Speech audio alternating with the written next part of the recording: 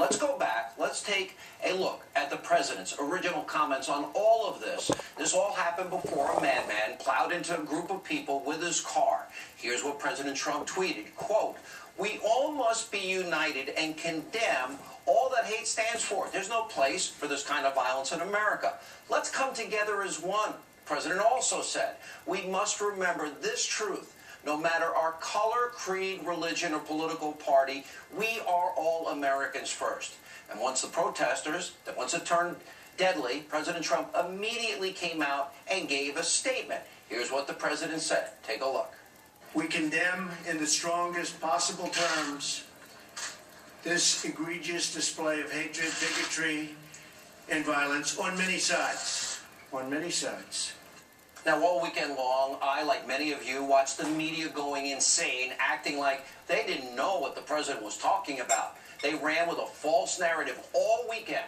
Oh, big story. He didn't mention the groups by name. Well, it couldn't be more obvious, more transparent who the president was talking about. He was standing for equal justice under the law against racism. And the press, what did they do?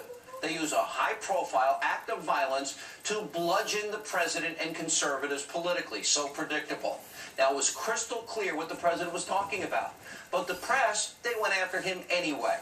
And the destroy Trump establishment media, they didn't care about the violence, seemingly, or the racial tensions they're creating, or the civil unrest as much as they cared about using this tragedy as an opportunity to attack people they disagree with, and in particular, the president, to try and inflict as much damage politically as possible.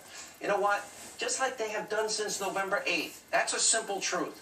So President Trump, once again, he came out today, he condemned again what happened, and yes, he called out the groups by name. Take a look. "Racism is evil, and those who cause violence in its name are criminals and thugs, including the KKK, neo-Nazis, white supremacists, and other hate groups that are repugnant to everything we hold dear as Americans." But you know what? We all know that's not going to be good enough. The media's never going to be satisfied with anything the president says or does because it's not part of their ideology and narrative. They want to paint the president, conservatives, Republicans, as racist and bigoted by ignoring what he said this weekend, ignoring him over the years again and again and again, condemning white supremacists, people like David Duke. For example, let me give you an example. This is Donald Trump, over the years, something the destroy Trump media will never show you, condemning Duke, white supremacists. Look. What are your views on the Ku Klux Klan and white supremacists? "I totally disavow the Ku Klux Klan. I totally disavow David Duke. I've been doing it now for 2 weeks. You're probably about the 18th person that's asked me the question. I didn't even know he endorsed me. David Duke endorsed me? Okay. All right. I disavow." David Duke announced his Senate candidacy, claiming your agenda for his own, or essentially saying, glad that you spoke out. Are you ready before you ask the question? Newt Gingrich said every Republican should repudiate this guy no matter what it takes. And I do. Rebuked.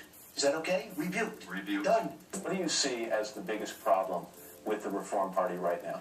Well, you've got David Duke just joined. A bigot, a racist, a problem. I mean, this is not exactly the people you want in your party.